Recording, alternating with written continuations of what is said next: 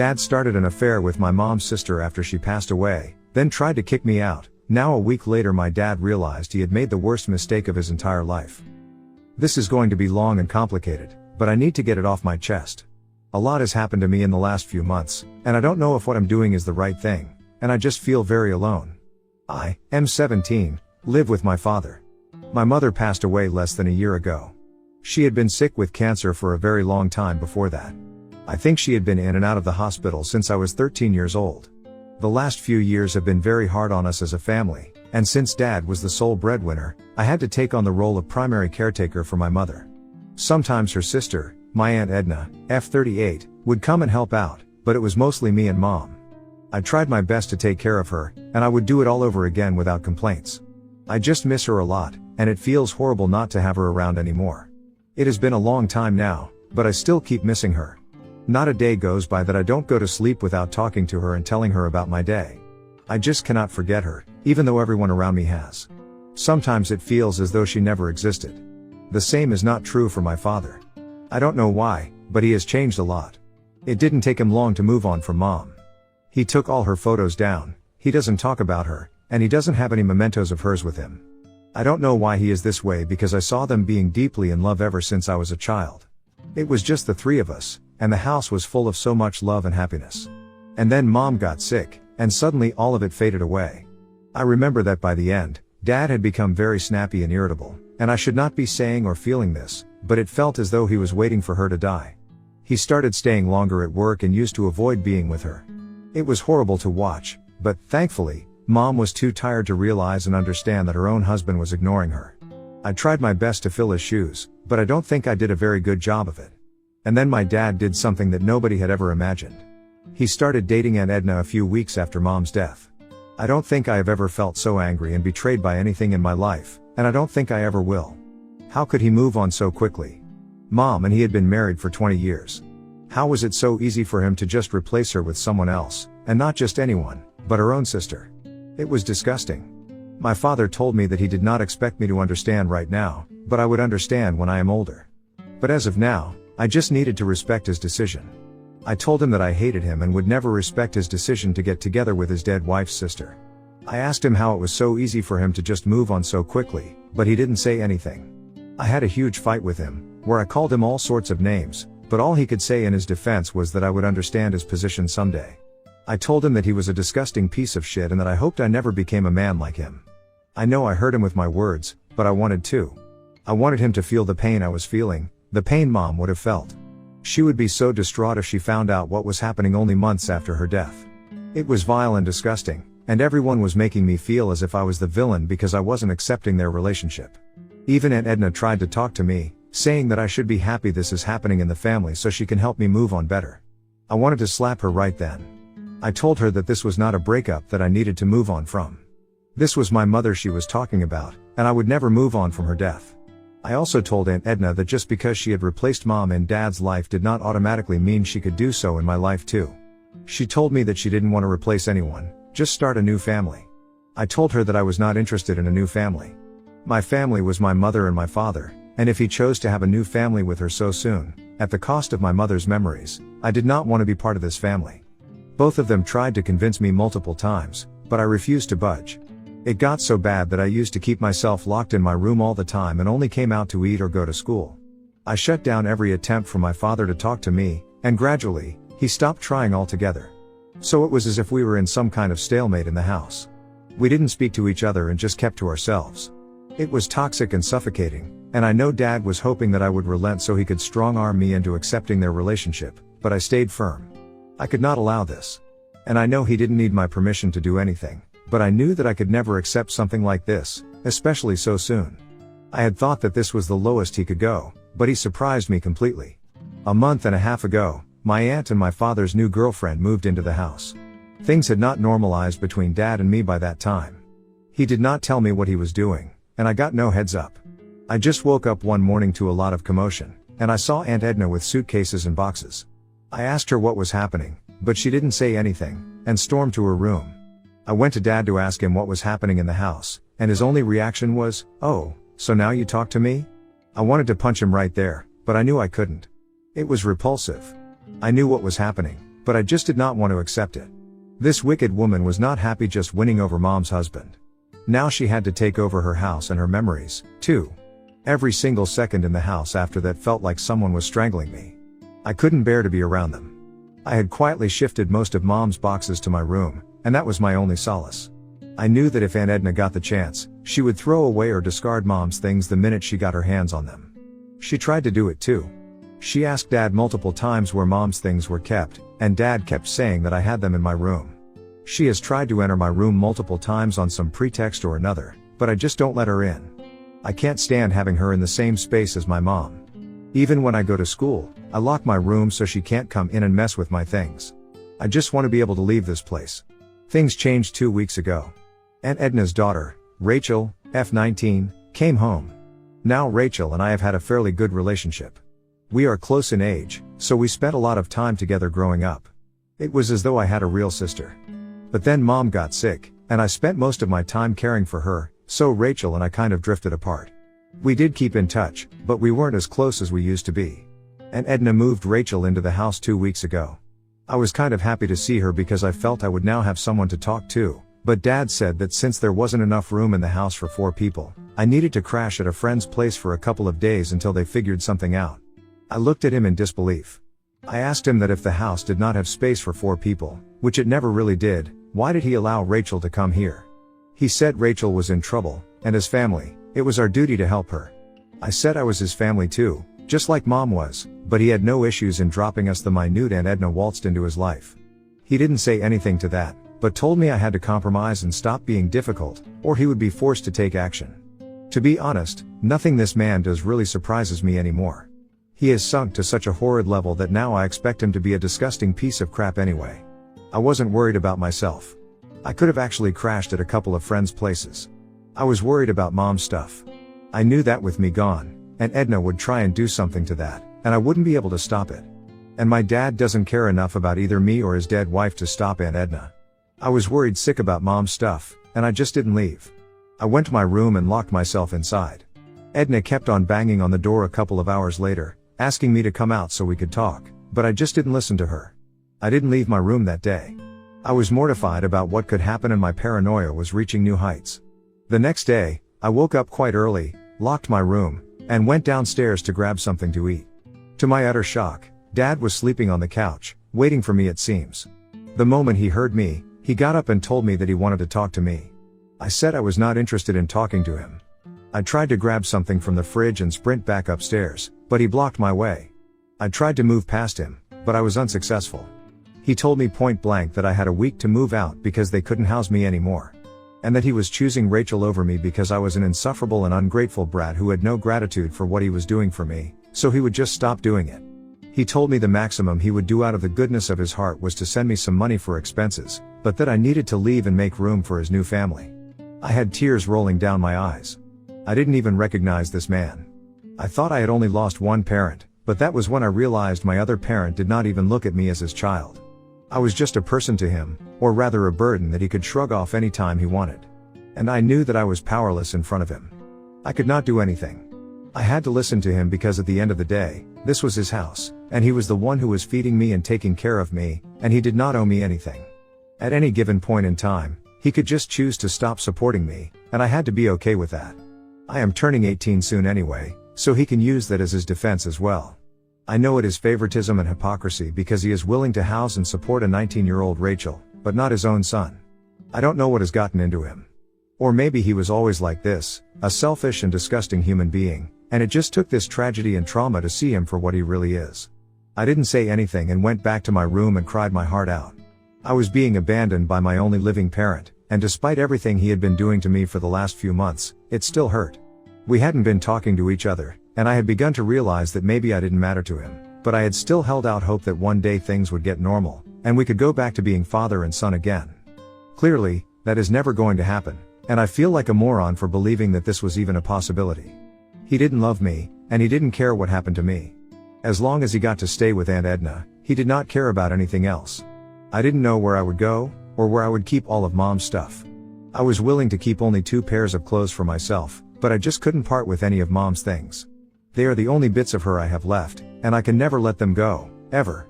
A few hours later, I heard a knock at the door. I did not want to open it, but it was Rachel on the other end.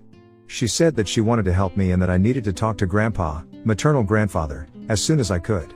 She then slid a letter under my door. I didn't trust her, if I'm being honest. I know she was a good person, but it had been years since we had had any actual contact or bond. And at the end of the day, she was her mother's daughter, and her loyalty lay with her mother and no one else. So I was very skeptical. But I was also out of options, so I decided to talk to Grandpa. I mean, how much worse could it get than it actually was at this moment? I called up my grandpa, he lives in a different state, and started bawling on the phone when I heard his voice. He asked me what was wrong, and I somehow managed to string together coherent sentences to tell him what was happening. It took me a long time to tell him the details of what was happening, and I also told him that it was Rachel who asked me to contact him. He said that he was very happy to hear from me, and he had actually been asking my dad to get me to talk to him for a few months now, but Dad kept saying that I wasn't interested in talking to him. He had wanted to call me, but he had lost his phone and all his contacts, and Dad never gave him my number. He told me that he would take care of everything and that I didn't have to worry. He said that he would be flying down to my city as soon as possible, but I had to be very careful and not reveal this information to anybody. He said that he would be in touch and that I didn't have to worry about anything, but until the time he comes, I had to ensure that I stayed in the house and didn't move out. He said that he would try to be here by next week, but if that didn't happen, he would let me know. He explicitly told me to not leave the house unless and until he comes, and to not leave Mom's things unattended or unlocked. I felt both frightened and relieved after talking to him. Relieved because I know he will do something and either get me out or make my father see sense, and also because it feels good and light to be able to talk to an elder. I have been an adult for a long time now, and I just want the luxury to be a kid for a while. And I was frightened because I really did not know what would happen now. It seems so serious, and Grandpa has always been the jolly kind. I know he lost his daughter, but I have my doubts that he is going to stand up for me in front of his other daughter. Things just seem like a mess right now, and the only thing I can do at this point is wait it out. I can only wait for him to come and save me from this mess that my life has become. Update 1. Things have taken a drastic turn now. It now makes absolute sense.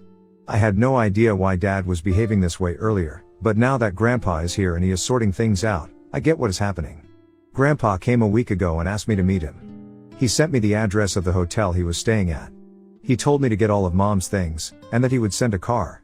I moved my stuff and Mom's stuff out, and told Dad and Aunt Edna that I was leaving. Rachel was at work at that time. I went over to Grandpa's room in the hotel with all the stuff, and he started rummaging through it, looking for something. He finally found what he was looking for. It was a document, but not just any document. They were the papers of the house we currently live in. Then he told me what was really happening. When Rachel and I were born, Grandpa had gifted houses to both of us. Extravagant, I know, but he's loaded, as I found out. He said that he wanted to do something for us, and instead of setting up college funds, he outright bought us houses. Now, the house that is legally supposed to be mine is the one that we lived in all my life. The issue, however, was that since we were minors, both Rachel and me, the house was under the legal guardianship, for lack of a better word, of our respective mothers until we turned 18. I had never known anything about this, and I don't blame Mom at all because she was very sick, and it might have slipped her mind. Why Dad didn't say anything to me is a different question altogether. Anyway, the houses were supposed to come to us when we turned 18. Rachel's house was formally transferred into her name a year ago, a couple of months after she turned 18. It's the same house that Aunt Edna and Rachel had been living in. Now, the issue with my house was that since Mom had passed away before I turned 18, the house would temporarily go to my other guardian, that is my father, until I turned 18. That was what was originally intended. And Grandpa suspects that Aunt Edna and Dad are scheming together to get the house transferred into their names legally, or just steal the papers before I turn 18 so that I cannot do anything about it. This is also why Dad never told me about the house, according to Grandpa. And now it all makes sense. Why they kept trying to look through Mom's stuff, why Dad has been aloof, and why Aunt Edna has suddenly come.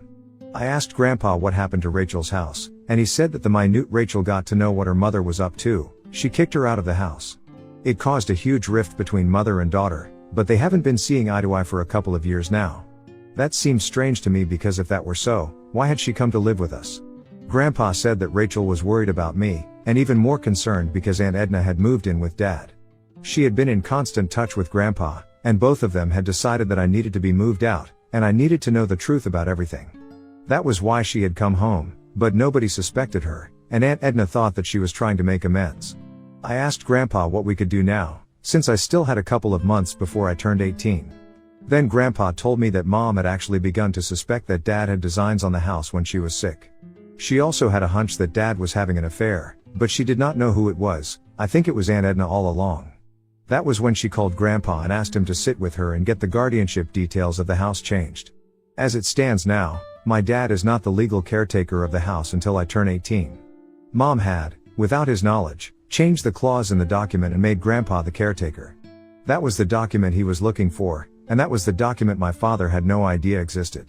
So all his attempts at taking over the house are moot because he has no guardianship over it anyway. I know this is not the legal terminology for it, but this is how Grandpa explained it to me, and this is what I understand. So essentially, Dad has no right to be in the house anymore, and my grandpa is going to do just that. He said that he has decided he is going to live with me in the house until I turn 18, and since he is the guardian as of now, he is going to throw Dad and Aunt Edna out. I got scared when he said that. I couldn't believe that I had this kind of power over my dad, and to be honest, I wouldn't know what to do with it. I am still a kid who lost his mom and has a troubled family, and I don't want to get embroiled in legal issues, too. I have handed over the reins to Grandpa, and I'm just going to do as he says. I am too exhausted by whatever has been going on, and I just need some peace. I told Grandpa that I will do as he says, and he told me not to worry. I just hope these issues resolve themselves, because I don't think I have it in me to take any more drama or hurt. I am completely broken, and I just want out. Update 2, we confronted Dad and Aunt Edna. When they saw Grandpa and me together, they turned pale. Grandpa just waltzed inside the house, and Dad tried to protest, but he shut him up real quick. He had also brought his lawyer with him, and I could see that both Dad and Aunt Edna were very nervous. Grandpa, without wasting any time, told Dad that he was the guardian of the property for the next few months, and he wanted to relocate here, which is why he was giving Dad a month's notice to leave the place. My dad got up and started yelling at Grandpa that he had no legal standing, and very harsh words were exchanged. My grandpa just showed him the copy of the new papers, the ones that Mom had made in secret, and my dad's jaw hit the floor. He said that this was a forgery and that he didn't believe it, but Grandpa said that Mom had the right to change the nominee whenever she wanted to, and she had done it. So Dad couldn't really do anything but accept it. Dad could not believe that this had happened, and neither could Aunt Edna. Rachel was laughing. It genuinely seemed that she was enjoying this entire meltdown, and for the first time, she came over to my side and hugged me. I hugged her back and thanked her for everything she had done for me. When Aunt Edna saw this, she realized that Rachel had gone behind her back to help me, and she yanked her arm and slapped her straight across the face. She hit her really hard, and now Rachel has a cut on her face. And the badass girl that she is, she just started grinning and said that she was now going to press charges. Aunt Edna sank to the floor in tears. She kept on saying that she was her daughter and that she couldn't do something like this, but I could see the hate in Rachel's eyes. She is not going to let Aunt Edna get off easy. Dad realized that all of this was devolving into a huge shit show, and both he and his little girlfriend were caught on the wrong side. Here he starts to make amends. He tried to take me aside and talk to me, but Grandpa stopped him. He said that there was no need now to talk to me since he had made it very clear that his loyalties lay with Aunt Edna and not me. Dad said that this was between father and son and Grandpa had no right to interfere. I told Dad that Grandpa has every right to interfere, and I did not want to talk to him anyway. Nothing he could say to me now would make any difference. And finally, all the pent-up anger came out. I called him every name in the book and told him everything that I really thought of him. I told him that he was a failure of a husband and dad, and therefore a failure of a man. I said that he had the chance to make things right, to let us be a family again, but he was too greedy and selfish to ever want anything that would ease others' pain. I don't even remember half the things I said because I had no control over myself in that moment. When I stopped, everyone was quiet. Rachel just took me upstairs to my room and sat with me for a long time.